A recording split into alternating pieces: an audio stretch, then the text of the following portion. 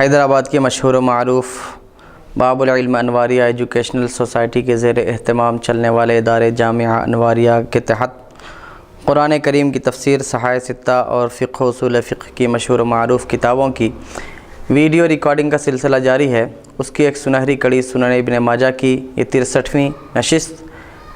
63rd episode آپ کی خدمت میں پیش ہے۔ باب نمبر 33 باب ما جاء فی الصلاۃ علی النجاشی، یہ باب ہے نجاشی کی نماز جنازہ کے بیان میں۔ نجاشی یہ ملک حبشہ کے ایک بادشاہ تھے جو عیسائی مذہب کے پیروکار تھے، اور جب پہلی ہجرت حبشہ کی جانب ہوئی تو مسلمان حبشہ گئے اور وہاں انہوں نے جا کر یہ عرض کی اس کی بارگاہ میں، نجاشی کی بارگاہ میں، کہ ہم لوگوں کو ہمارے وطن والوں نے مجبور کیا ہے، ہمارے وطن والے ہم پر ظلم و زیادتی کر رہے ہیں، ہم مکہ سے آئے ہیں اور ان کی ظلم و زیادتی سے تنگ آ کر ہم نے اپنا شہر چھوڑ دیا ہے، ہم آپ کے ملک میں رہنا چاہتے ہیں، ہمیں اس بات کی اجازت ملنی چاہیے، ہمیں آپ عطا فرمائے تو مہربانی ہوگی۔ نجاشی نے انہیں رہنے کی اجازت دے دی۔ ادھر سے مکہ والے پہنچے اور ان میں سب سے اہم جو تھے وہ سعد بن ابی وقاص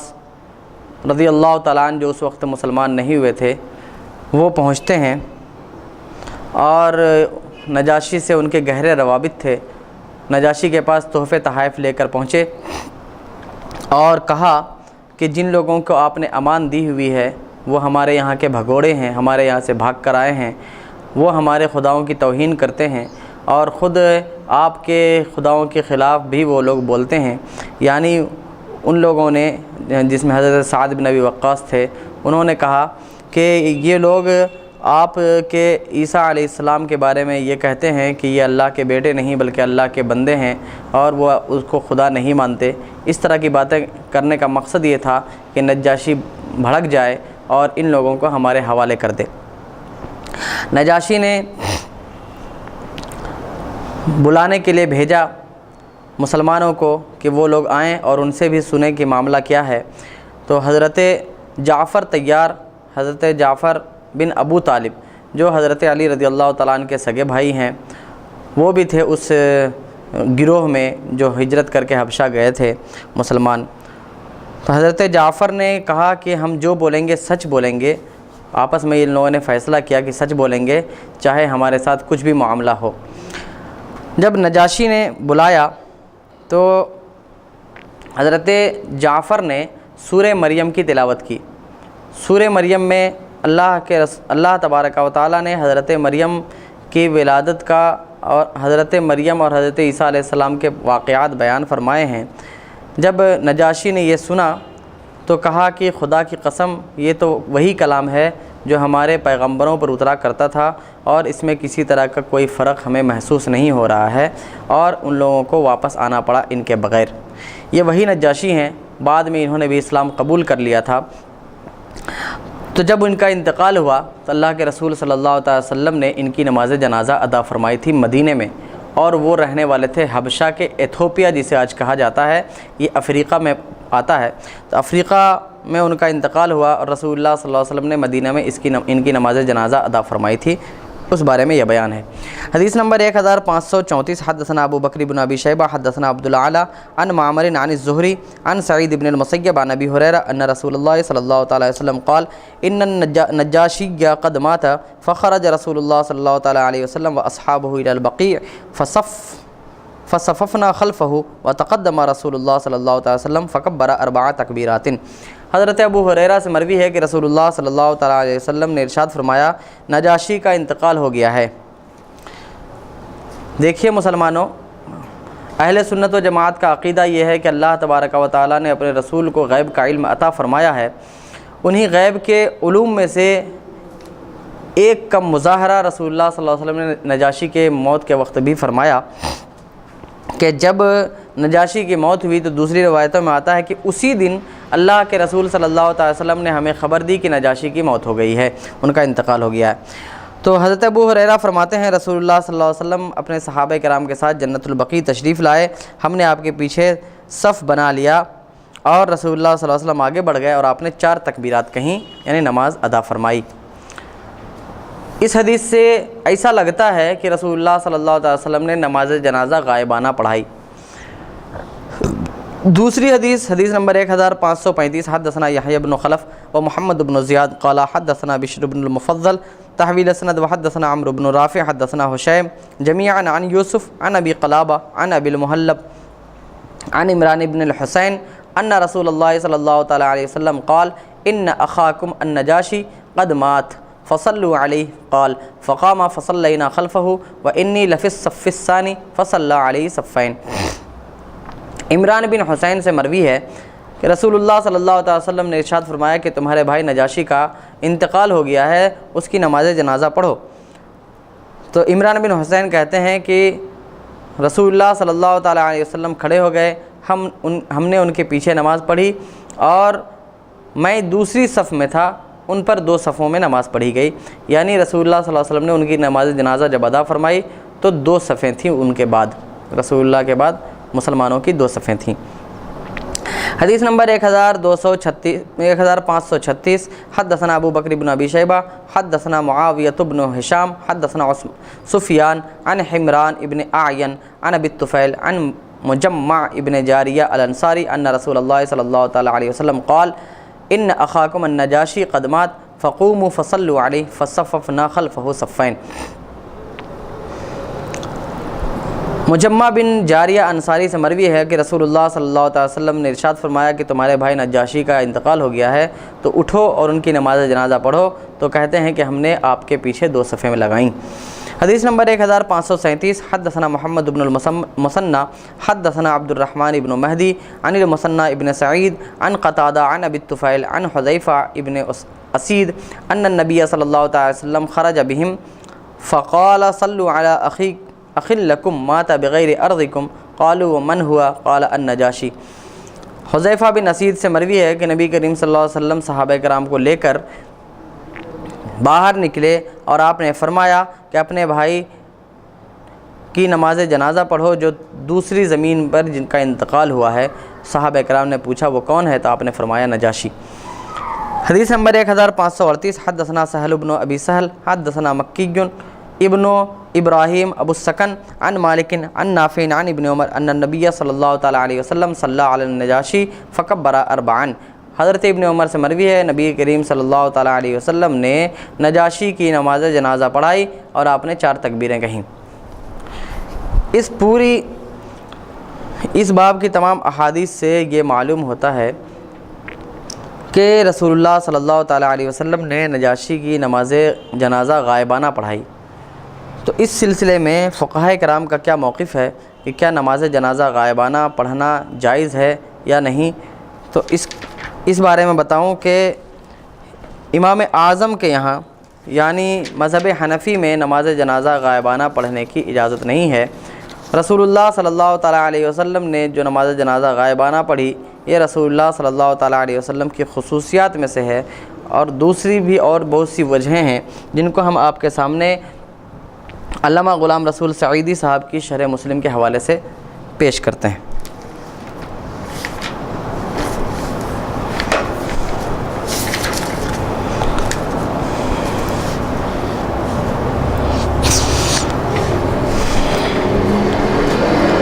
اس باب کی حدیث جس میں ذکر ہے کہ رسول اللہ صلی اللہ تعالی وسلم نے نجاشی کی غائبانہ نماز جنازہ پڑھائی،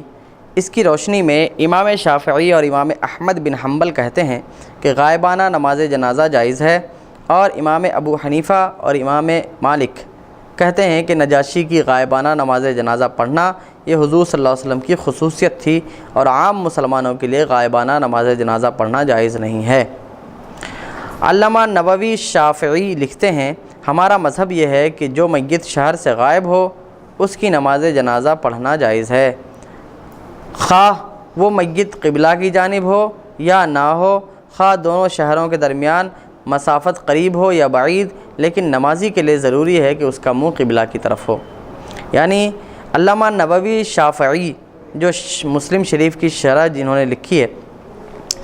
وہ کہتے ہیں کہ شافعی مذہب یہ ہے امام شافعی کا مذہب یہ ہے کہ میت اگر شہر کے اندر ہے تو ہم اسی شہر میں رہتے ہوئے اس کی نماز جنازہ غائبانہ نہیں پڑھ سکتے۔ اگر ہمارے شہر کا وہ میت ہے تو ہمیں اس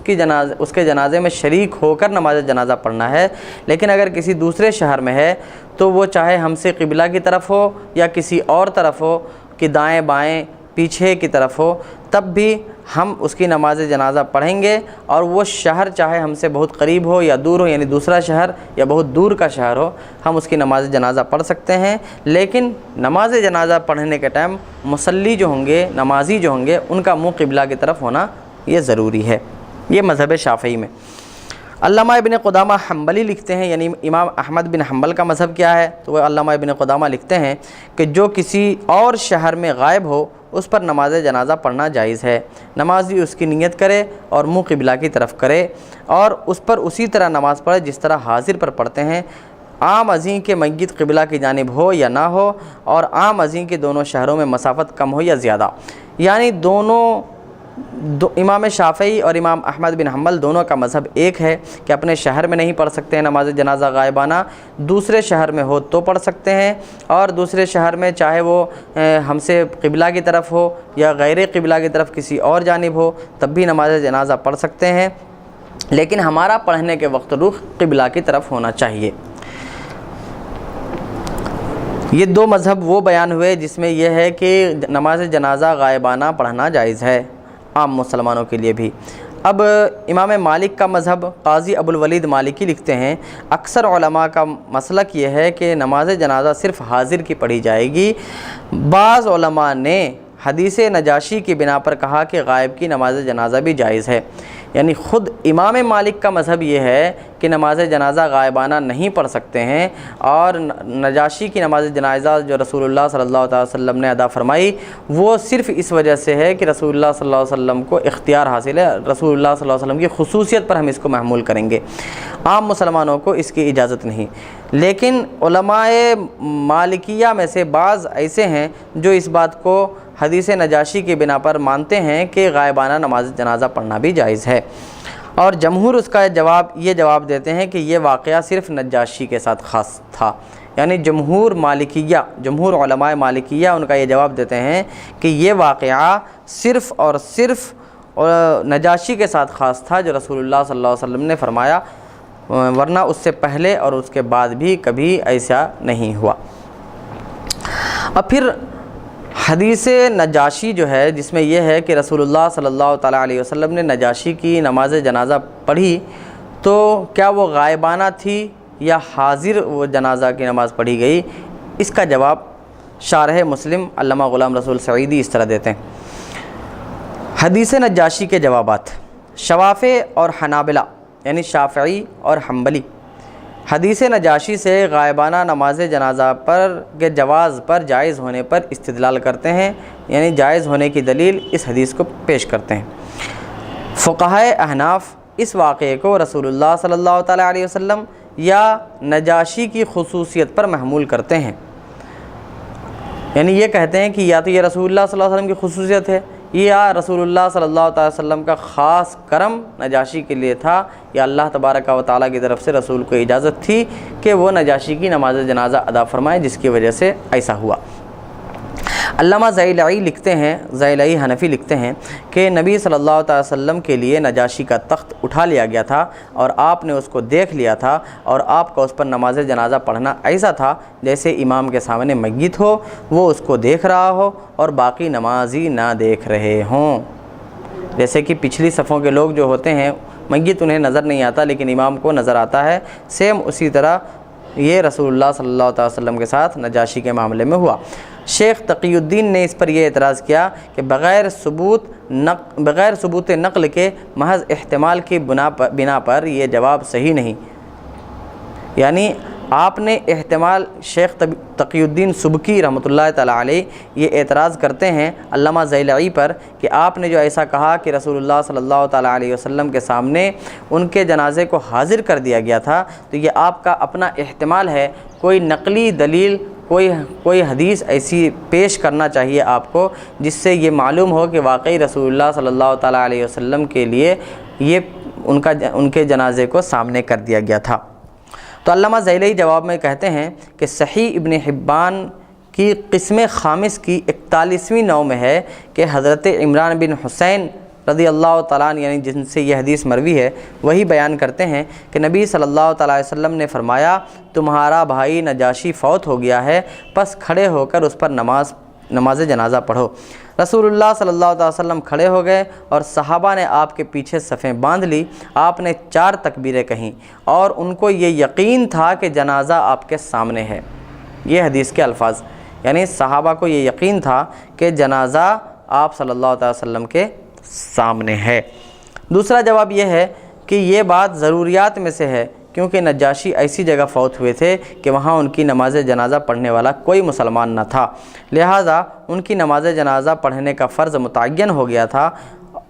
اسی لیے رسول اللہ صلی اللہ علیہ وسلم نے ان کی نماز جنازہ پڑھی۔ یعنی چونکہ وہ مسلمان تھے، اور اگر مسلمان کا انتقال ہو اور اس کی نماز جنازہ چونکہ مسلمان پر فرض ہوتی ہے، تو کوئی اگر نماز جنازہ پڑھنے والا نہ ہو تو بہرحال مسلمانوں پر اس کی نماز جنازہ پڑھنا فرض ہے، اور یہ بات رسول اللہ صلی اللہ علیہ وسلم کو معلوم ہوئی، اسی لیے رسول اللہ صلی اللہ علیہ وسلم نے ان کی نماز جنازہ پڑھی۔ اور پہلے جواب کی تائید میں علامہ ذیلی طبرانی کے حوالے سے یہ حدیث ذکر کرتے ہیں کہ حضرت ابو امامہ رضی اللہ تعالیٰ عنہ بیان کرتے ہیں کہ ہم رسول اللہ صلی اللہ تعالیٰ علیہ وسلم کے ساتھ تبوک میں تھے۔ آپ کے پاس حضرت جبرائیل آئے اور کہا یا رسول اللہ، معاویہ بن معاویہ مزنی مدینے میں فوت ہو گئے، کیا آپ پسند کرتے ہیں کہ آپ کے لیے زمین لپیٹ دی جائے اور آپ ان پر نماز جنازہ پڑھیں؟ آپ نے فرمایا ہاں۔ حضرت جبرائیل نے اپنے پروں کو زمین پر مارا اور آپ کے لیے ان کا تخت اٹھا لائے۔ آپ نے ان کی نماز جنازہ پڑھی اور آپ کے پیچھے فرشتوں کی 2 صفیں تھیں اور ہر صف میں 70,000 فرشتے تھے۔ نبی کریم صلی اللہ علیہ وسلم نے جبرائیل سے پوچھا ایسا کس وجہ سے ہوا؟ حضرت جبرائیل نے کہا یہ سورہ قل هو اللہ احد سے محبت کرتا تھا اور اس کو آتے جاتے اٹھتے بیٹھتے ہر حال میں پڑھتا رہتا تھا۔ سبحان اللہ سبحان اللہ۔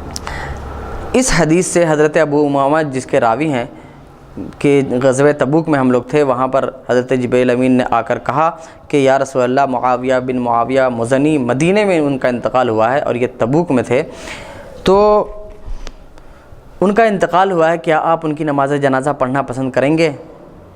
اور وہ اس طرح کہ زمین آپ کے لیے لپیٹ دی جائے۔ اگر نماز جنازہ مطلقاً جائز ہی ہوتا پڑھنا تو ایسی صورت میں زمین کو لپیٹنے کی کیا ضرورت تھی؟ رسول اللہ صلی اللہ تعالیٰ علیہ وسلم کو کا صرف یہ کر لینا کافی تھا کہ رسول اللہ صلی اللہ تعالیٰ علیہ وسلم کہتے ہیں ہاں ہم ان کی نماز جنازہ پڑھ لیتے ہیں، لیکن حضرت جبرائیل امین کا یہ کہنا کہ آپ کے لیے زمین لپیٹ دی جاتی ہے، اس بات کی دلیل ہے کہ نماز جنازہ غائبانہ نہیں پڑھی جا سکتی۔ رسول اللہ کے لیے زمین لپیٹ دی گئی، اسی لیے رسول اللہ صلی اللہ علیہ وسلم نے مدینے میں فوت شدہ ایک صحابی کی نماز جنازہ جنگ تبوک کے موقع پر تبوک میں ادا فرمائی۔ سبحان اللہ تو معلوم یہ ہوا کہ نجاشی کے ساتھ بھی ایسا ہی معاملہ ہوا تھا کہ رسول اللہ صلی اللہ علیہ وسلم کے لیے اس کا تخت اٹھا لایا گیا تھا، اور حضرت عمران بن حسین بھی کہتے ہیں کہ ہمیں یقین تھا کہ ان کا جنازہ یعنی نجاشی کا جنازہ آپ کے سامنے تھا۔ تو ان پورے بات سے خلاصہ یہ نکلتا ہے کہ رسول اللہ صلی اللہ علیہ وسلم نے معاویہ ابن معاویہ مزنی کی نماز جنازہ تبوک میں ادا فرمائی ہو جن کا انتقال مدینے میں ہوا، یا پھر نجاشی کی نماز جنازہ ادا کی ہو کہ جن کا انتقال حبشہ میں ہوا اور ان کی جنازے کی نماز آپ نے مدینے میں ادا فرمائی۔ دونوں صورتوں میں زمین کو آپ کے لیے لپیٹ دیا گیا، تمام حجابات اٹھا دیے گئے اور ان کا تخت آپ کے سامنے موجود تھا، وہ جنازہ آپ کے سامنے موجود تھا اور آپ نے جنازے کی نماز سامنے ادا فرمائی، یعنی حاضر کی نماز جنازہ ادا فرمائی، غائبانہ آپ نے نماز جنازہ ادا نہیں فرمائی۔ سبحان اللہ سبحان اللہ۔ اسی لیے مالکیہ اور احناف یعنی امام مالک اور امام اعظم ابو حنیفہ کے مذہب کے مطابق نماز جنازہ غائبانہ پڑھنا جائز نہیں ہے۔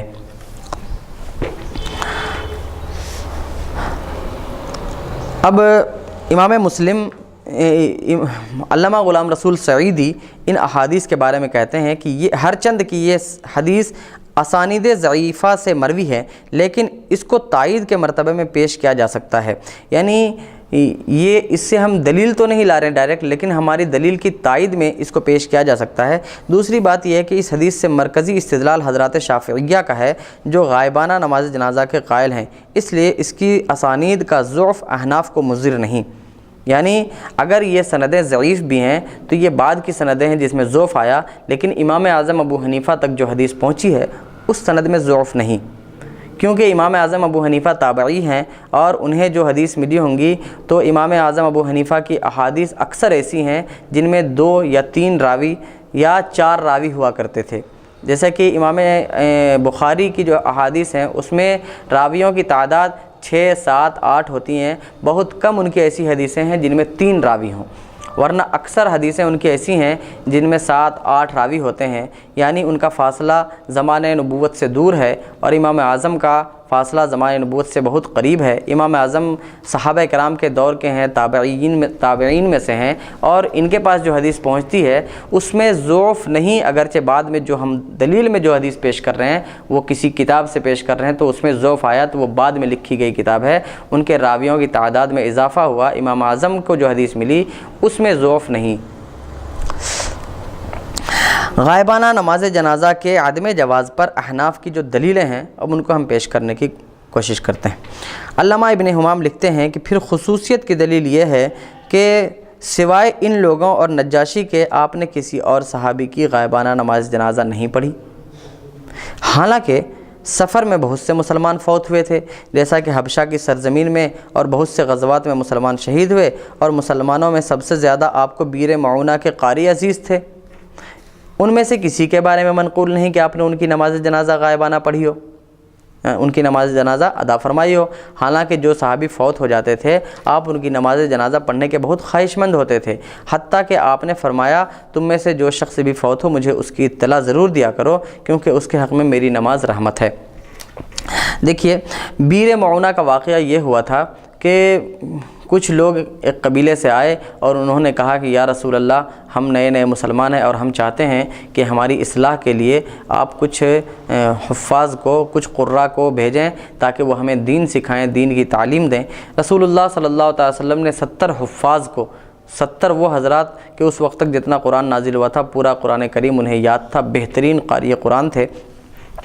ان کے ساتھ بھیج دیا۔ ان لوگوں نے غدر کیا، رسول کو یہ بات بھی معلوم تھی کہ ایسا ہونے والا ہے، لیکن رسول اللہ صلی اللہ علیہ وسلم نے صرف اس لیے بھیجا تاکہ کل انہیں ان کے ساتھ اتمام حجت ہو جائے، کل قیامت کے دن انہیں یہ کہنے کا موقع نہ ملے کہ ہم تو آئے تھے رسول کے پاس کہ ہمیں دین سیکھنے کے لیے لوگ ملیں لیکن رسول نے نہیں دیا، یہ کہنے کا موقع نہ ملے، اسی لیے رسول اللہ صلی اللہ علیہ وسلم نے 70 حفاظ ان کے ساتھ بھیج دیے۔ لیکن بیر معونہ کے کنویں پر ان لوگوں نے غدر کیا، دھوکہ کیا اور ان 70 حفاظ کو شہید کر دیا۔ رسول اللہ صلی اللہ تعالیٰ علیہ وسلم کو ان 70 حفاظ کے شہادت کی خبر ملی، آپ کو بہت تکلیف ہوئی، لیکن یہ منقول کسی حدیث میں نہیں ہے کہ آپ صلی اللہ علیہ وسلم نے ان کی نماز جنازہ غائبانہ پڑھی ہو، تو جس سے صاف طور پر معلوم ہوتا ہے کہ یہ نجاشی کی خصوصیت تھی اور معاویہ ابن معاویہ کی خصوصیت تھی کہ اللہ کے رسول صلی اللہ علیہ وسلم کے لیے اللہ تعالیٰ نے ان دونوں کی نماز جنازہ کو، ان کے جنازے کو حضور صلی اللہ علیہ وسلم کے سامنے حاضر کر دیا اور پھر رسول اللہ صلی اللہ علیہ وسلم نے نماز جنازہ ادا فرمائی، ورنہ خود رسول اللہ صلی اللہ علیہ وسلم کا حال یہ تھا کہ کوئی بھی صحابی فوت ہوتے تو ان کی خواہش یہ ہوتی تھی کہ میں اپنے ہر صحابی کی نماز جنازہ پڑھوں، اور اس کی وجہ یہ تھی کہ رسول اللہ صلی اللہ علیہ وسلم نے خود فرمایا، خواہش ہوتی تھی کہ میں ہر صحابی کی نماز جنازہ، رسول صلی اللہ علیہ وسلم کی خواہش یہ ہوا کرتی تھی کہ جو بھی صحابی فوت ہوں میں ان کی نماز جنازہ پڑھوں، اور وجہ یہ تھی کہ رسول نے خود فرمایا تھا کہ جب بھی تم میں سے کسی کی موت ہو تو مجھے خبر کرنا، کیونکہ میرا نماز پڑھنا ان کے جنازے پر یہ ان کے لیے رحمت ہے۔ تو رسول اللہ صلی اللہ علیہ وسلم اپنی رحمت کو عام کرنے کے لیے، اپنے صحابی تک اپنی رحمت کو پہنچانے کے لیے نماز جنازہ پڑھنے کی پوری کوشش کرتے تھے، یہاں تک کہ وہ احادیث بھی آئیں کہ رسول کو جب نہیں بتایا گیا اور نماز جنازہ ہو گئی، انہیں دفن کر دیا گیا، تو آپ صلی اللہ علیہ وسلم نے ان کی قبر پر جا کر نماز پڑھی،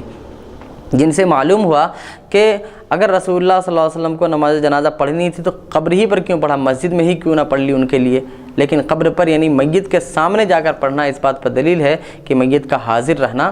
ضروری ہے نماز جنازہ میں۔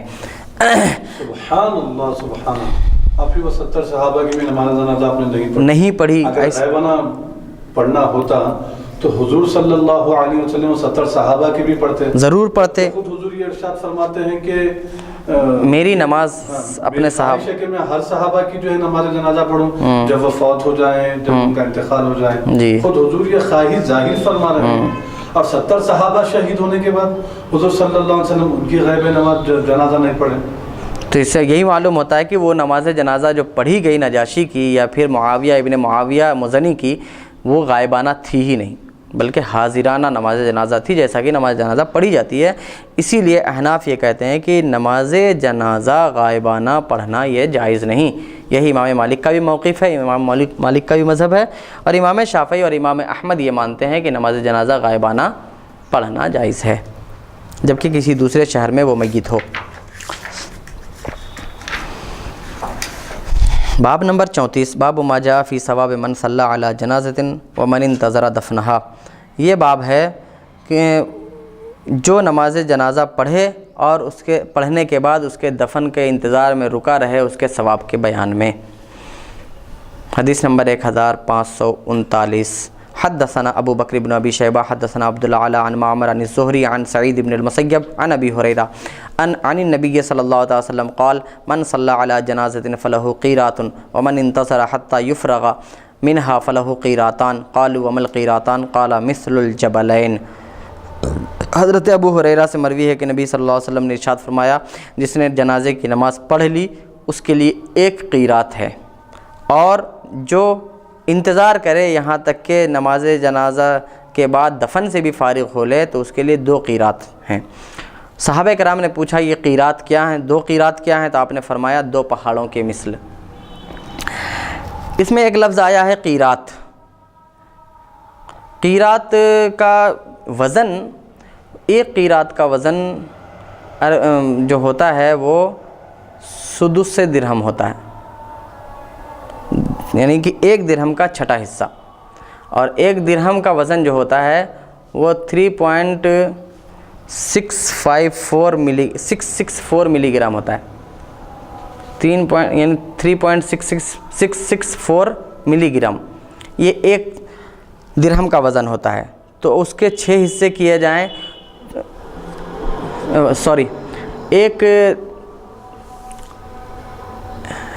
ایک قیرات جو ہوتا ہے وہ 6 دانق کا ہوتا ہے، عربی میں ایک اور وزن ہے، اور یہ جو 6 دانق ہے وہ سدس درہم ہے، یعنی کہ درہم کا چھٹا حصہ، اور 1 درہم کا وزن ہوتا ہے 3.664 ملی گرام، 3 گرام 664 ملی گرام۔ تو رسول اللہ صلی اللہ علیہ وسلم کے فرمان کے مطابق جو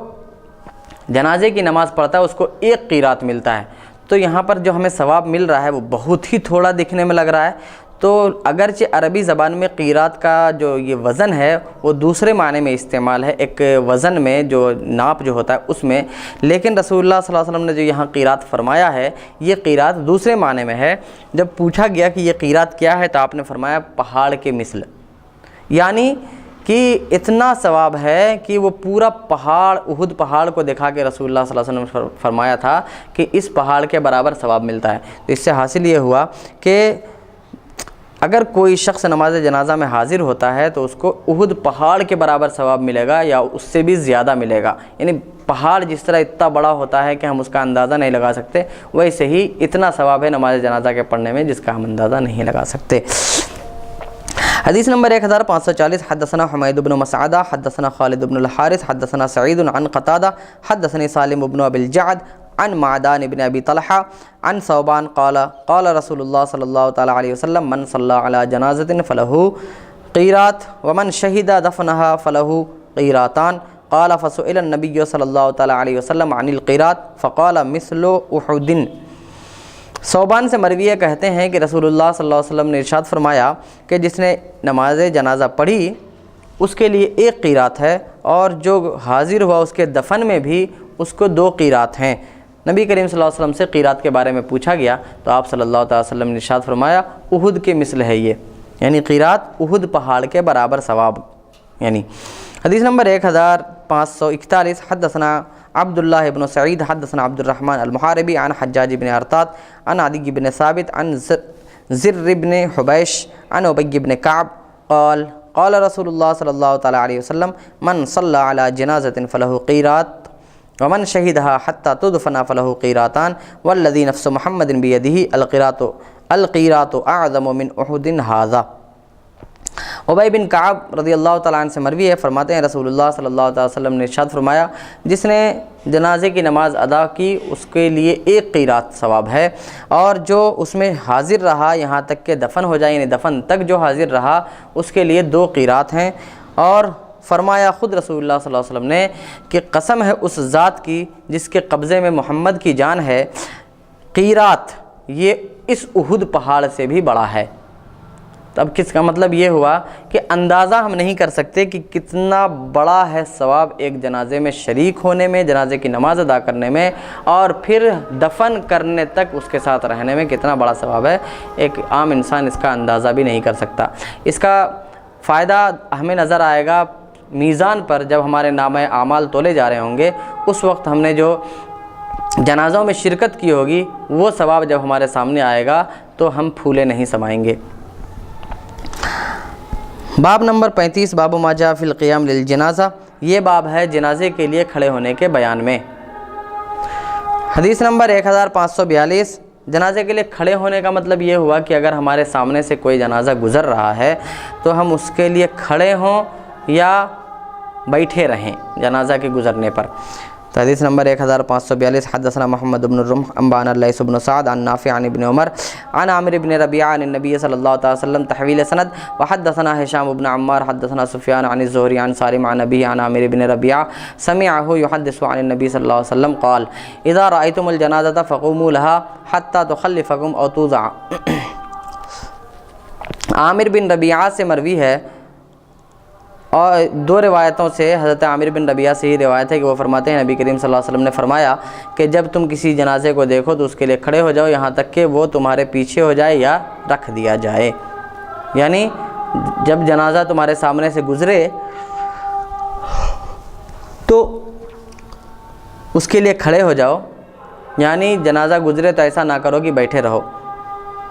اب وہ جنازہ کس کا ہونا چاہیے، مسلمان کا یا کافر کا؟ تو اس بارے میں بھی یہ ہے کہ چاہے وہ مسلمان کا ہو یا کافر کا ہو سب کے لیے کھڑا ہونا یہ رسول اللہ صلی اللہ علیہ وسلم سے ثابت ہے، لیکن بعد میں یہ حکم منسوخ ہے۔ رسول اللہ صلی اللہ علیہ وسلم یا صحابہ کرام کے لیے اب یا ہمارے لیے یہ جائز نہیں کہ غیر مسلموں کے لیے اور یہود و نصارہ کافروں کے لیے ہم جب ان کے جنازے گزر رہے ہوں تو ان کی تعظیم میں کھڑے ہوں، کیونکہ یہ جو کھڑا ہونا ہوتا تھا یہ تعظیم میں تھا، لیکن جب رسول اللہ صلی اللہ تعالیٰ علیہ وسلم کو یہ بتایا گیا کہ یہود و نصارہ نے کہا، یہودیوں نے کہا کہ ہم بھی ایسا ہی کرتے ہیں، تو رسول اللہ صلی اللہ علیہ وسلم نے فرمایا کہ ان کی مخالفت کرو، یعنی اب نہ اٹھنا۔ حدیث نمبر 1543، حدثنا ابو بکر بن ابی شیبہ وحناد بن سری قال حدثنا عبدۃ بن سلیمان عن محمد بن عمرو عن ابی سلمہ عن ابی ہریرہ قال مر علی النبی صلی اللہ علیہ وسلم بجنازۃ فقام وقال قوموا فإن للموت فزعا۔ حضرت ابو ہریرہ سے مروی فرماتے ہیں نبی کریم صلی اللہ علیہ وسلم کے پاس سے ایک جنازہ گزرا تو کھڑے ہو گئے اور آپ نے فرمایا کھڑے ہو جاؤ کیونکہ موت کا بھی ایک خوف ہے۔ حدیث نمبر 1544، حدثنا علی بن محمد حدثنا وکیع عن شعبہ عن محمد بن المنکدر عن مسعود بن الحکم عن علی بن ابی طالب قال قام رسول اللہ صلی اللہ تعالی علیہ وسلم لجنازۃ فقمنا حتی جلس فجلسنا۔ حضرت علی سے مروی فرماتے ہیں کہ رسول اللہ صلی اللہ علیہ وسلم کسی جنازے کے لیے کھڑے ہوئے تو ہم بھی کھڑے ہو گئے، جب آپ بیٹھے تو ہم بھی بیٹھ گئے۔ حدیث نمبر 1545، حدثنا محمد بن بشار وعقبۃ بن مکرم قال حدثنا صفوان بن عیسیٰ حدثنا بشر بن رافع عن عبد الله بن سليمان بن جنادہ بن ابی امیہ عن ابیہ عن جدی عن عبادۃ بن الصامت قال كان رسول الله صلی اللہ علیہ وسلم اذا اتبع جنازة لم يقعد حتى توضع في اللحد فعرض له حبر فقال هكذا نصنع يا محمد فجلس رسول الله صلی اللہ علیہ وسلم وقال خالفهم۔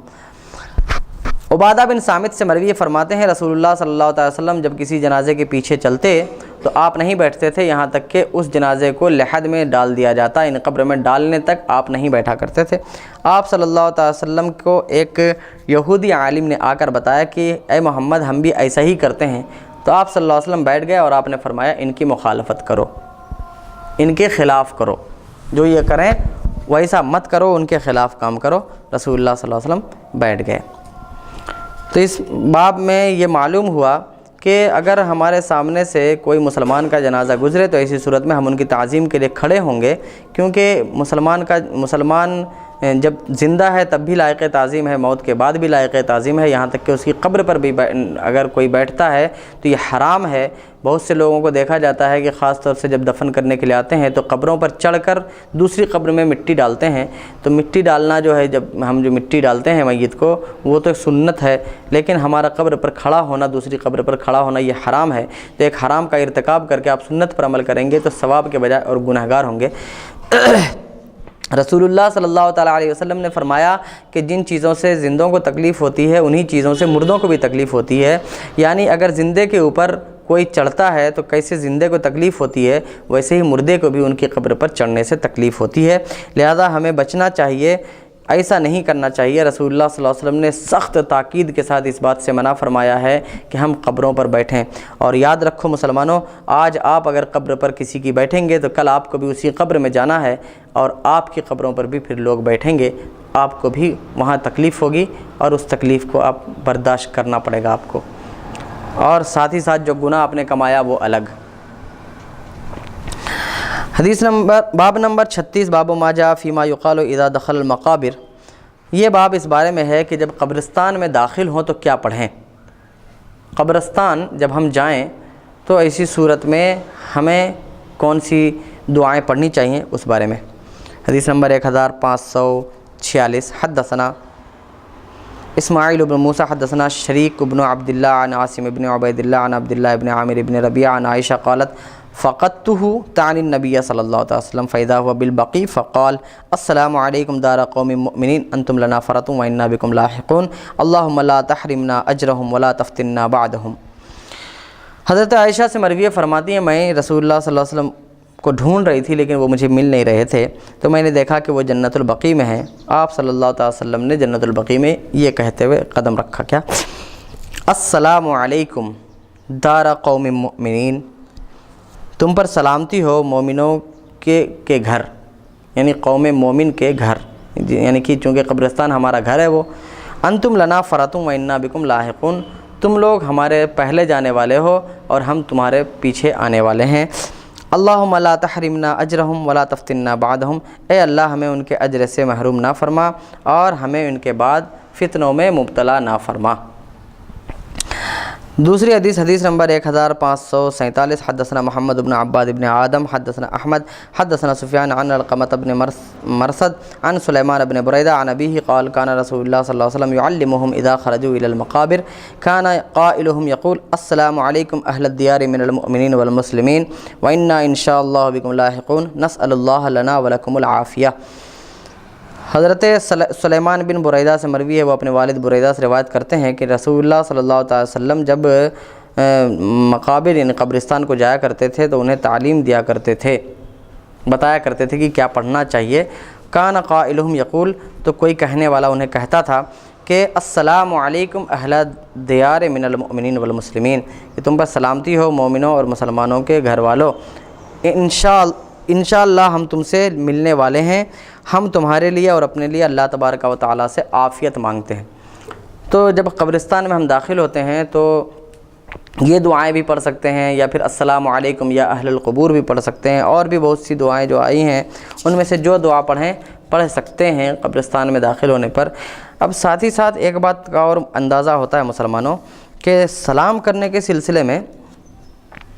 جو موقف ہے وہ یہ ہے کہ اگر کوئی شخص سویا ہوا ہے تو آپ اسے سلام نہیں کر سکتے، کیونکہ سویا ہوا انسان سلام کا جواب نہیں دے گا، تو ایسی صورت میں آپ کو سلام نہیں کرنا چاہیے۔ کوئی نماز پڑھ رہا ہے تو اس کو سلام نہیں کر سکتے، کیونکہ نماز کی حالت میں وہ سلام کا آپ کے جواب نہیں دے گا، لہذا وہاں بھی منع ہے۔ سلام ایسے انسان کو ہم کر سکتے ہیں جو کہ ہمارا جواب دینے پر قادر ہو، دے سکتا ہو۔ اب ہم قبروں پر قبرستان میں جاتے ہیں اور وہاں سلام کرنے کا حکم ہمیں حدیث سے مل رہا ہے، تو اس سے صاف طور پر معلوم ہوتا ہے کہ کوئی بھی انسان جب مر جاتا ہے تو مرنے کے بعد وہ مر نہیں جاتا بلکہ زندہ رہتا ہے۔ ہڈیوں کا گل سڑ جانا، جسم کا گل سڑ جانا اس بات کی دلیل نہیں ہوتی کہ اس کی زندگی ختم ہو گئی، کیونکہ زندگی جسم کا نام نہیں بلکہ اصل زندگی روح کا نام ہے، اور وہ روح ہمیشہ باقی رہتی ہے۔ اب مومنوں اور کافروں کے روح میں بس اتنا فرق ہوتا ہے کہ مومن کی روح جو ہوتی ہے وہ ہماری باتوں کو سنتی سمجھتی ہے اور ہماری باتوں کا جواب بھی دیتی، لیکن ہم ان کی باتیں سن نہیں سکتے، ہمارے کان ایسے نہیں کہ ان کی باتیں سنیں، لیکن اللہ اپنے نبیوں کو یا اللہ اپنے ولیوں کو جو کچھ اللہ تبارک و تعالیٰ اپنے فضل سے جو نوازتا ہے، جس کی وجہ سے وہ سن بھی سکتے ہیں۔ جب جنگ بدر میں ابو جہل، عتبہ، شیبہ ان لوگوں کی موت ہو گئی اور رسول اللہ صلی اللہ علیہ وسلم نے کافروں کی لاشوں کو بھی یوں ہی نہیں چھوڑا بلکہ ان لوگوں کو بھی ایک گڑھے میں ڈلوا دیا، تو ڈالنے کے بعد رسول اللہ صلی اللہ علیہ وسلم نے پوچھا تھا، اے ابو جہل، اے امیہ، اے عتبہ، اے شیبہ، ہم نے تو اپنے رب کا وعدہ سچا پایا، کیا تم نے رب کا وعدہ سچا پایا؟ جب یہ بات رسول اللہ صلی اللہ علیہ وسلم نے ابو جہل وغیرہ کے سامنے جا کر کہی تو حضرت عمر بن خطاب رضی اللہ تعالیٰ عنہ نے، عمر فاروق نے سوال کیا، یا رسول اللہ، یہ لوگ تو مر چکے ہیں، کیا یہ سن سکتے ہیں؟ رسول اللہ صلی اللہ علیہ وسلم نے فرمایا کہ یہ اتنا سن سکتے ہیں جتنا تم یعنی عام لوگ، جتنا زندے لوگوں کے کان نہیں سن سکتے، اس سے زیادہ یہ لوگ سن سکتے ہیں۔ یعنی مرنے کے بعد جسم جو ہوتا ہے، مرنے کے بعد روح جو ہوتی ہے وہ ہمارے مادی جسم سے، اس جسم سے آزاد ہو جاتی ہے، اور وہ اس سے زیادہ اس کے اندر قدرت اور تصرف کرنے کی طاقت آ جاتی ہے۔ اب رسول اللہ صلی اللہ علیہ وسلم نے فرمایا کہ لیکن یہ ہمارے سوال کا جواب نہیں دے سکتے، یہ حدیث بخاری شریف میں موجود ہے۔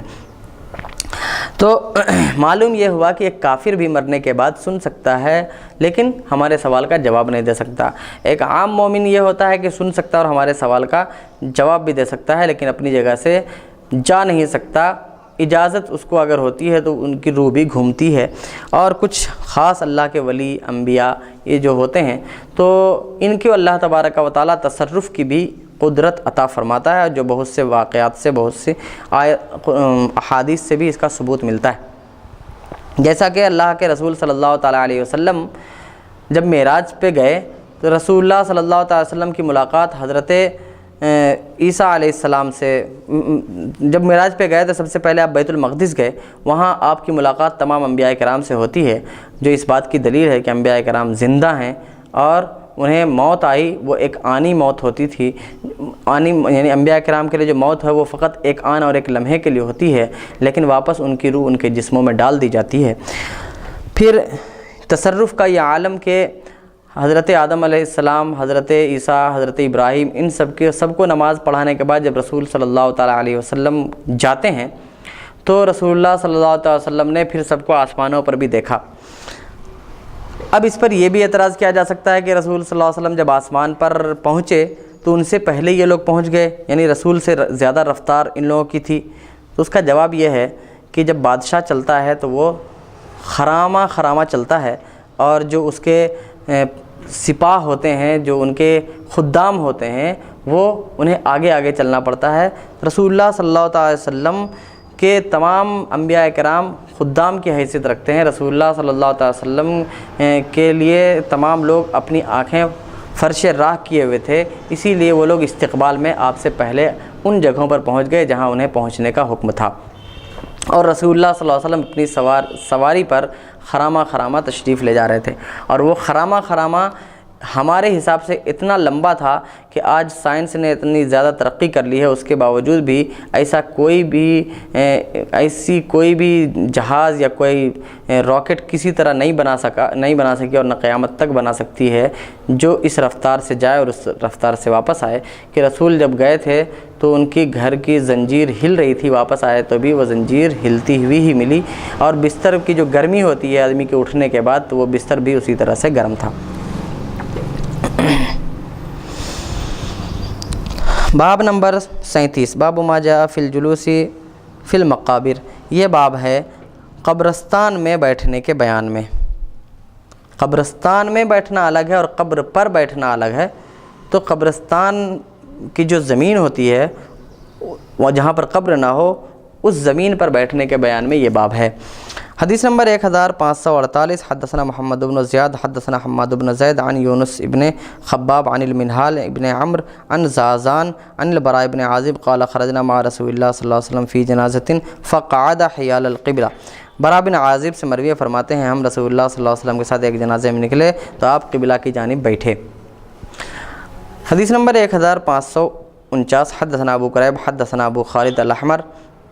عن عمرو بن قیس عن المنہال ابن عمرو عن زازان عن البراء بن عازب قال خرجنا مع رسول اللہ صلی اللہ علیہ وسلم فی جنازۃ فانتهينا الى القبر فجلس كأن على رؤوسنا الطير۔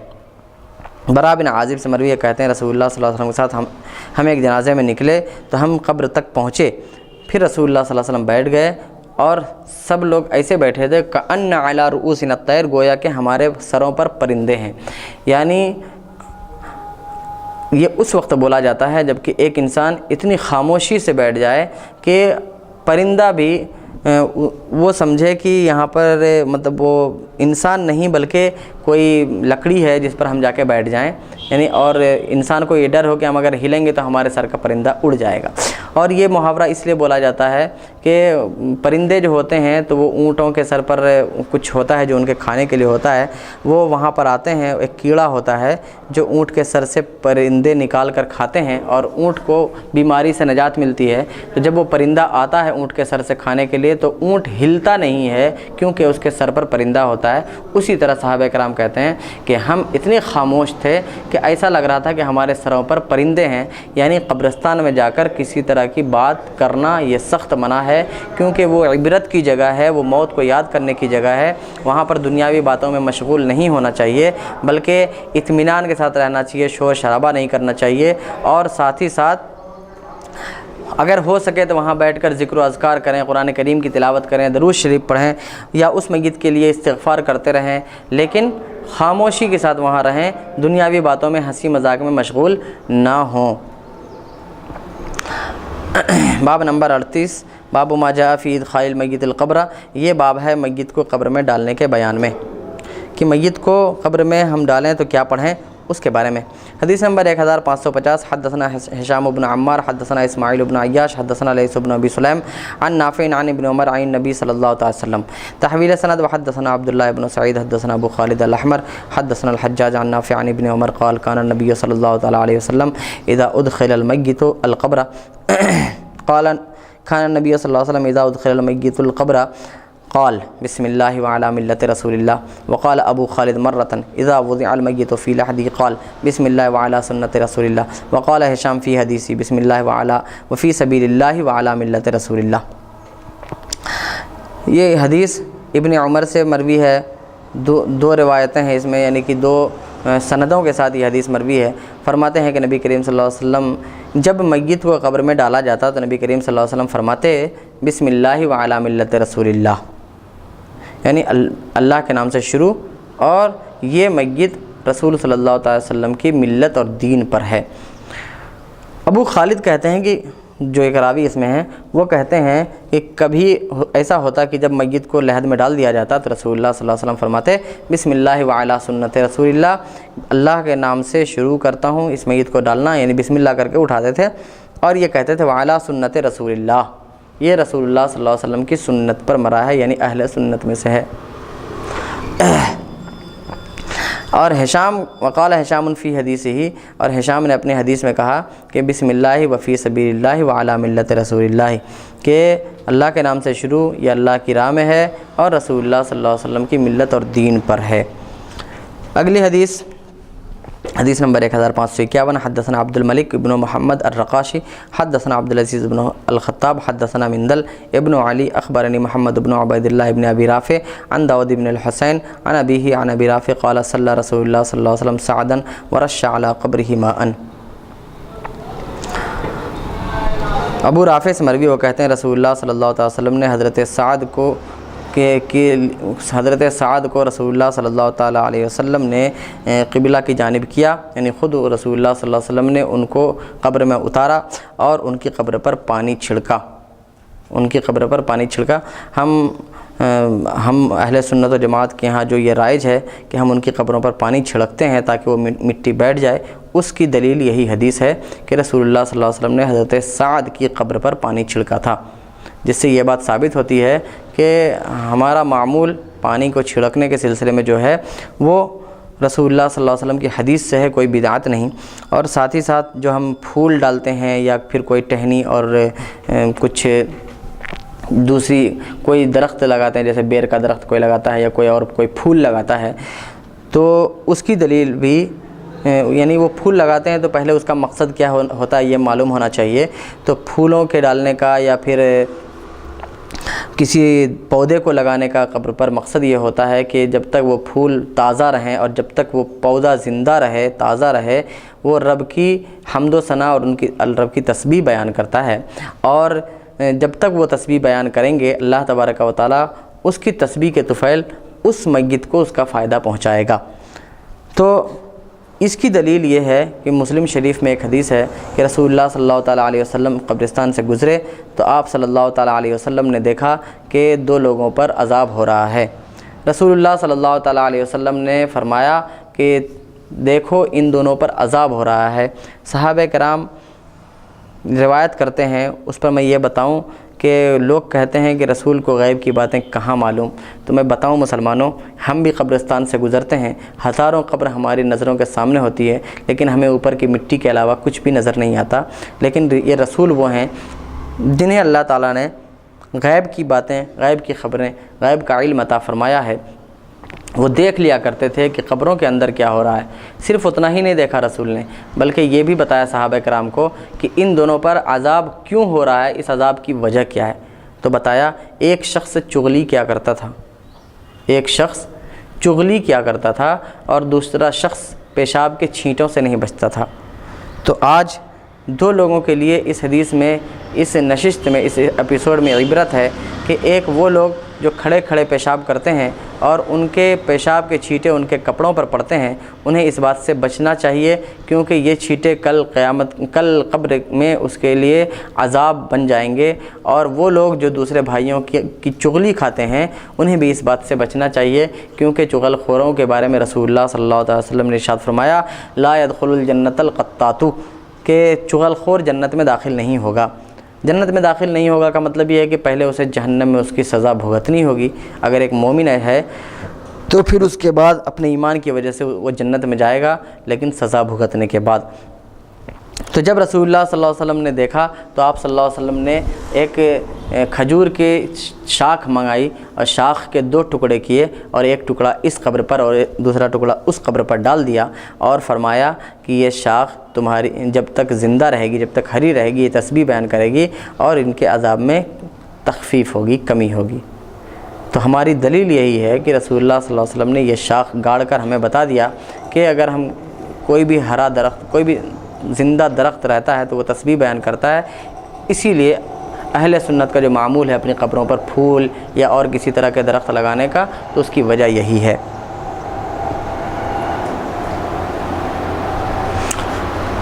حدیث نمبر 1552، حدثنا هارون بن اسحاق حدثنا المحاربي عن عمرو بن قيس عن عطية عن ابي سعيد ان رسول الله صلى الله عليه وسلم اخذ من قبل القبلة واستقبل استقبالا واستل استلالا۔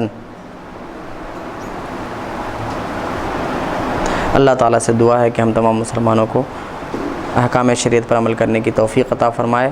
اور تمام مسلمانوں کو دین کے مطابق زندہ رکھے، دین کے مطابق، اسلام کے مطابق عمل کرنے والا بنائے۔ السلام علیکم ورحمۃ اللہ وبرکاتہ۔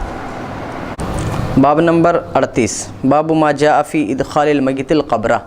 یہ باب ہے میت کو قبر میں داخل کرنے کے بیان میں، یعنی جب میت کو قبر میں ڈالا جائے تو ڈالنے کا طریقہ کیا ہو، اور ساتھ ہی ساتھ جب ہم میت کو قبر میں ڈالیں تو کون سی دعا پڑھنی چاہیے، دونوں بارے میں۔ تو اس بارے میں امام شافعی کا مسلک یہ ہے کہ میت کو قبر میں ہم اس طرح ڈالیں گے کہ جو جنازہ ہوتا ہے، جو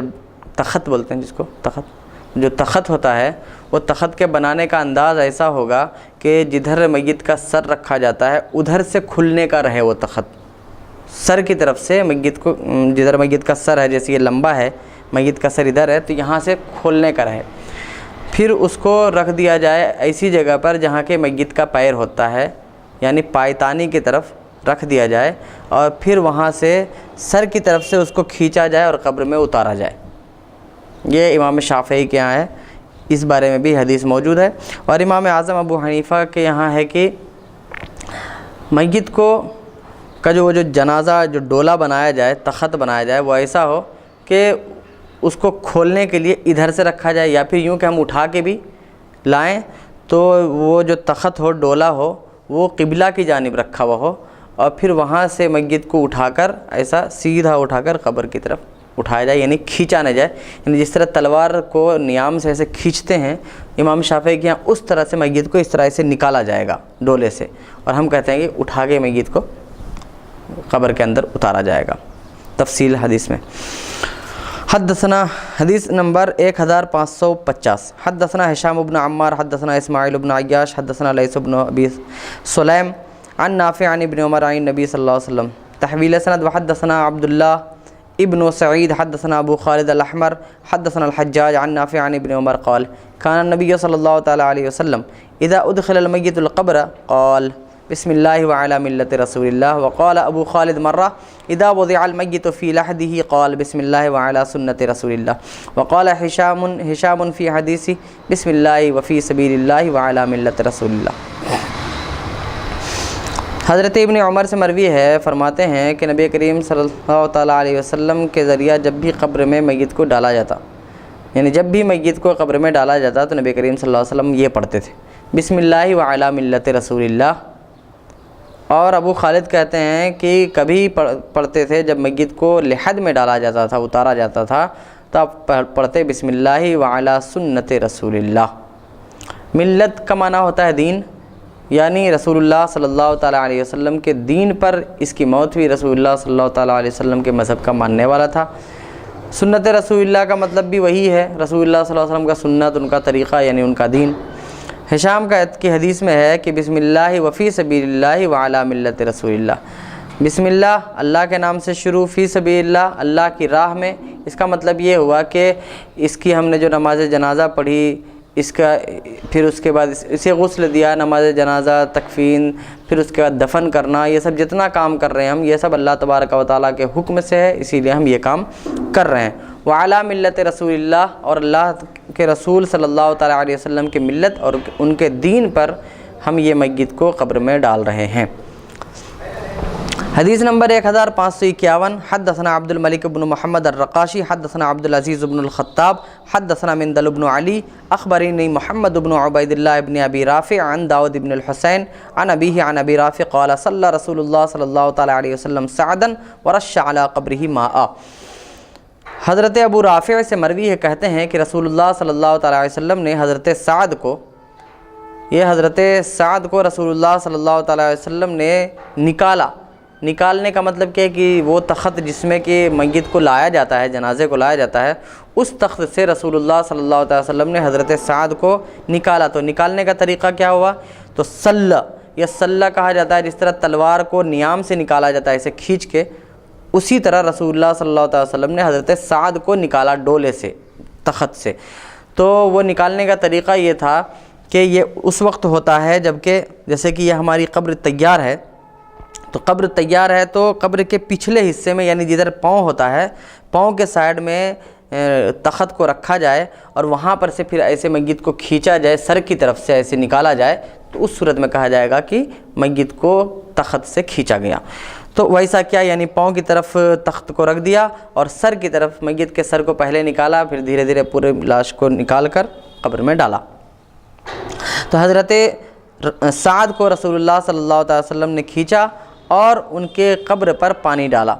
یہی حدیث امام شافعی کا مستدل ہے، استدلال اسی سے کرتے ہیں کہ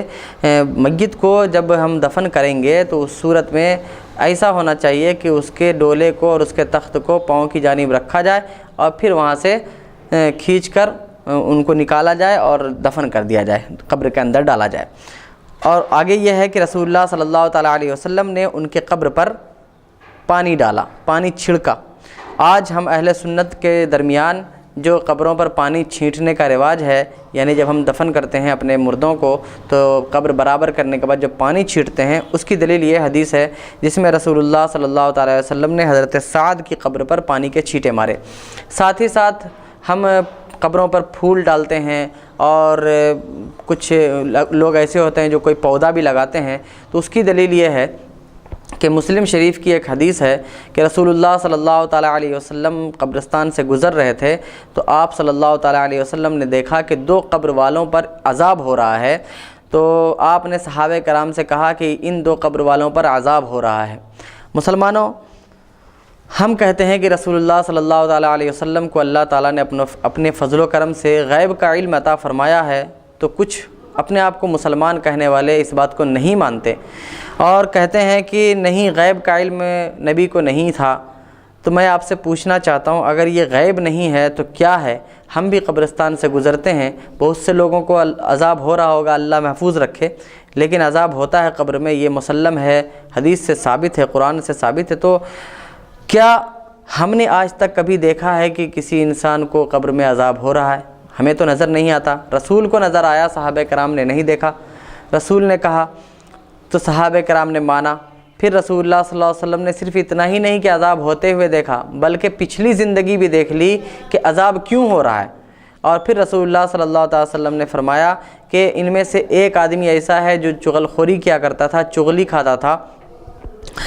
اور دوسرا آدمی ایسا ہے جو پیشاب کے چھینٹوں سے نہیں بچتا تھا، اس کے چھینٹے، پیشاب کے چھینٹے اس کے کپڑے اور بدن پر لگتے تھے۔ تو مسلمانوں، اس حدیث میں 2 سبق ہمارے لیے ہے۔ ایک تو ان لوگوں کے لیے جو اس کی بات اس کو لگایا کرتے ہیں، چغل خوری کیا کرتے ہیں،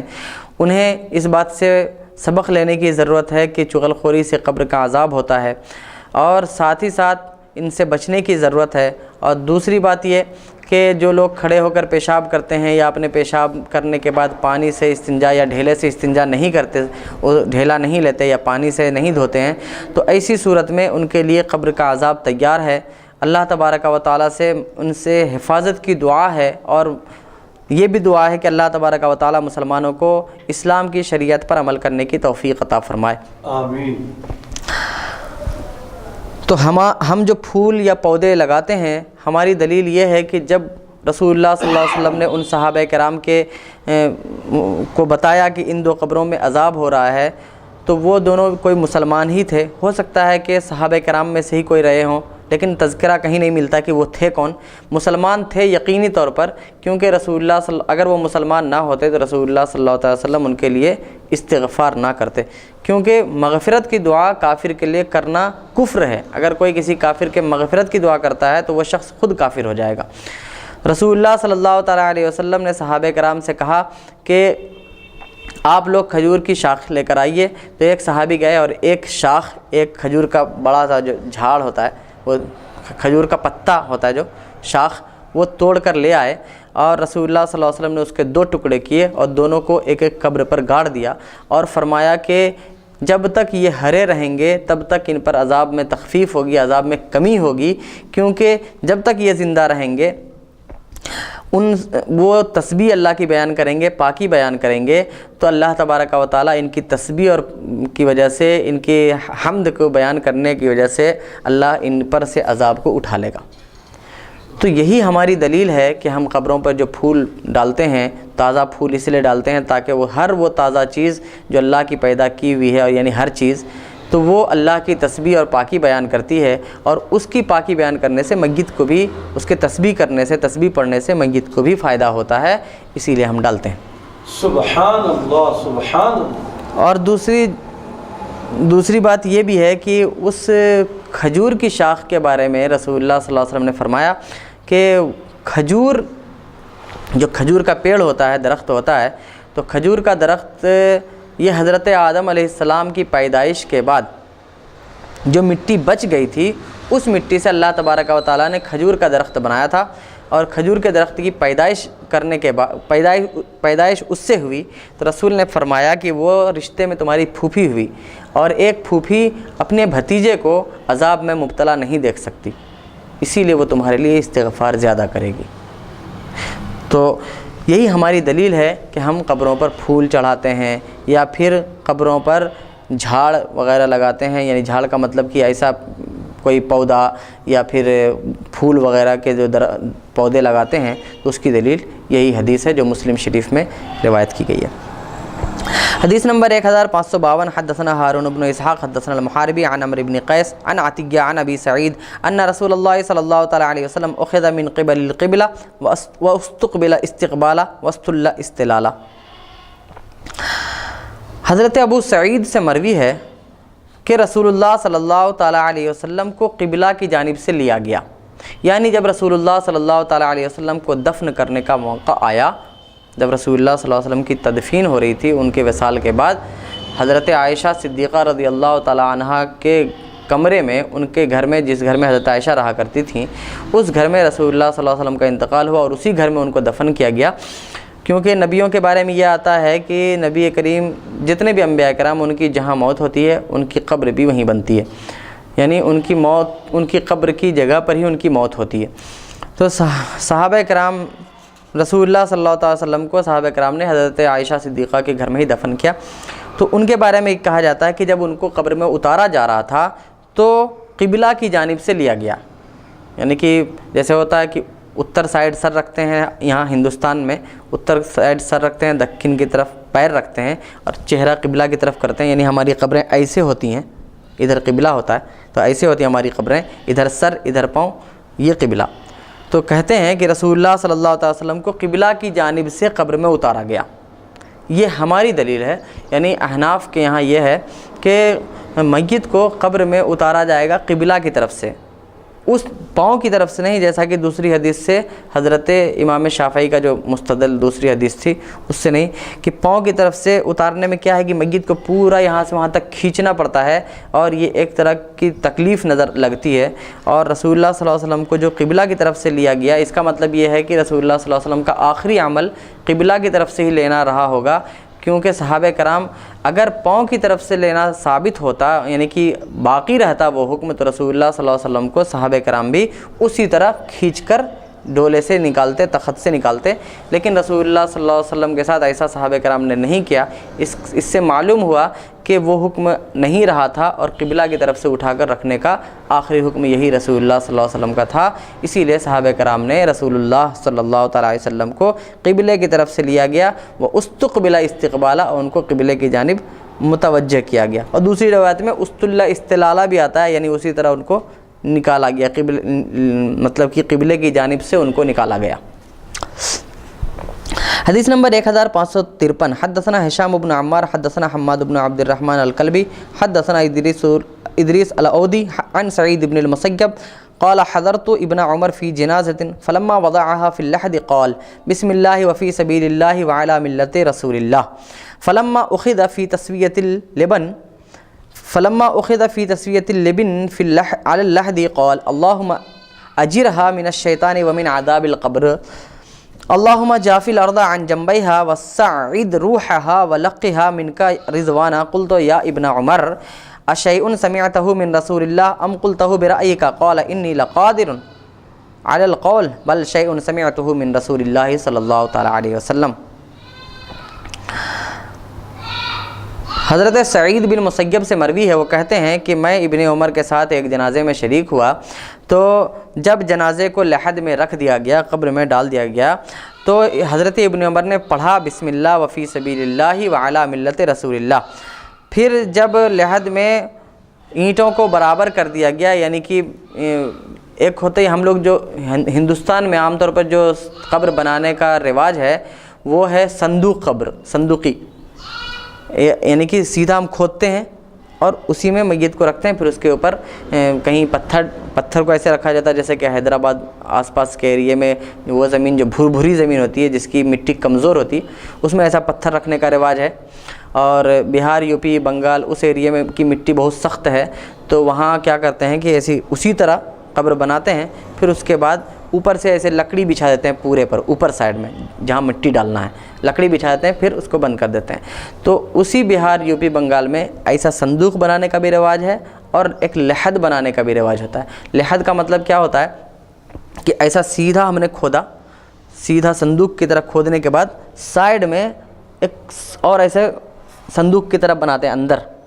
اندر جانے کے بعد یعنی ایک تجوری کی طرح اندر بناتے ہیں، بنا کے اس میں میت کو ڈالتے ہیں، اس کے اندر ڈالتے ہیں، پھر اس کو کچی اینٹوں سے، جو پکائی نہ گئی ہو، کچی اینٹ ہو، صرف مٹی سے بنی ہوئی ہو، اس کو آگ سے نہ پکایا گیا ہو، تو اس اینٹ سے اس کو ایسے بند کر دیا جاتا ہے۔ بند کرنے کے بعد یہ جو صندوق تھا اس کو ایسے ہی بند کر دیا پھر وہ جو مین جہاں پر جو ہمارا جس مردے کو جو ہم نے میت کو جو ڈالا ہے اس جگہ پر اونچا کر دیا جاتا ہے، اور کچھ لوگ دونوں کو ملا کر اونچا کر دیتے ہیں، تھوڑا ادھر سے لیتے ہیں، تھوڑا ادھر سے لیتے ہیں، تھوڑا اس طرح کر کے دونوں ملا کے اونچا کرتے ہیں۔ تو اب یہ ہوتا ہے کہ وہ جو اس میں پہلی والی جو صورت تھی جو ہم لوگ جس طرح کرتے ہیں عام طور پر، وہ ہے صندوق قبر، اور اس کو لحد بولتے ہیں۔ رسول اللہ صلی اللہ علیہ وسلم کی قبر بھی لحد ہے، یعنی اسی طرح کی، ایسا جو سائڈ سے کھود کر جو ڈالنے والی۔ تو کہتے ہیں کہ جب حضرت ابن عمر کے ساتھ ایک جنازے میں سعید ابن مسیب شریک ہوئے، تو وہ کہتے ہیں کہ جب میت کو لحد میں اتارا گیا تو حضرت ابن عمر نے پڑھا بسم اللہ وفی سبیل اللہ وعلی ملت رسول اللہ۔ پھر جب اینٹوں کو لگا دیا گیا لحد میں، اینٹیں برابر کر دی گئیں یعنی بند کر دیا گیا، تب حضرت ابن عمر نے یہ دعا پڑھی، اللہم اجرہا من الشیطان، اے اللہ اس کو یعنی اس میت کو شیطان سے اور قبر کے عذاب سے بچا، اے اللہ زمین کو اس کے پہلوؤں سے دور کر دے، یعنی زمین اس کو دبائے نہیں، یہ دعا کی زمین کو اس کے پہلوؤں سے، پسلیوں کو اس کے پہلوؤں سے دور کر دے، وصعد روحہا، اور اس کے روح کو آسمان کی طرف اٹھا لے، یعنی اس کے اعلیٰ علیین میں جگہ عطا فرما، ولقھا منک رضوانہ، اور تو اسے اپنی رضوان اور اپنی خوشنودی عطا فرما۔ جب یہ دعا پڑھتے ہوئے سعید ابن مسیب نے حضرت ابن عمر کو، عبداللہ ابن عمر کو دیکھا تو وہ کہتے ہیں میں نے پوچھا اے ابن عمر کیا یہ ایسی چیز ہے جو آپ نے رسول اللہ صلی اللہ علیہ وسلم سے سنی ہے، یعنی یہ دعا، یا پھر آپ نے اپنی طرف سے یہ دعا پڑھی ہے؟ تو فرمایا انہوں نے کہ کیا میں اس بات پر میں کچھ کہنے پر قادر ہوں،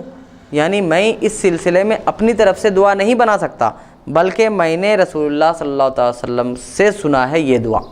انہوں نے ایسا پڑھا تھا۔ یعنی ہم یہ بھی پڑھ سکتے ہیں اللہم اجرہا من الشیطان ومن عذاب القبر، یہ پڑھ سکتے ہیں، اور یہ بھی پڑھ سکتے ہیں کہ اللہم جافی الارض عن جنبیہا وصعد روحہا ولقھا منک رضوانہ، یہ جو پوری دعا ہے یہ دعا بھی پڑھیں تو ایک ہمارے میت کے لیے ہم جو ہے الگ سے اور ایکسٹرا دعا ہوگی، جو ہم نے نماز پڑھنے میں جو دعا کی یا اور بھی جو دعا کرتے ہیں اس کے علاوہ ایک اور دعا ہوگی، اور کوئی ایسا شخص پڑھے اگر اس کی دعا قبول ہو جائے تو اس میت کا فائدہ ہے۔ تو جتنی بھی دعائیں آتی ہیں ہم ان میں سے کسی دعا کو بھی پڑھ سکتے ہیں، اور وہ بھی پڑھ سکتے ہیں منہا خلقناکم وفیہا نعیدکم ومنہا نخرجکم تارۃ اخری۔ تو اللہ تبارک و تعالیٰ سے دعا ہے کہ ہم تمام مسلمانوں کو تھوڑا تھوڑا کر کے ہی لیکن سیکھنے کی توفیق عطا فرمائے، اور اللہ تعالیٰ اپنے رسول کے فضل و کرم سے ہماری دینی خواہشوں کو، دینی کوششوں کو، دینی کاوشوں کو، اور جو بھی نیک کام ہم لوگ کرتے ہیں اللہ تبارک و تعالیٰ اسے قبول فرمائے۔ وما علینا الا البلاغ۔ السلام علیکم برحمتک یا ارحم الراحمین۔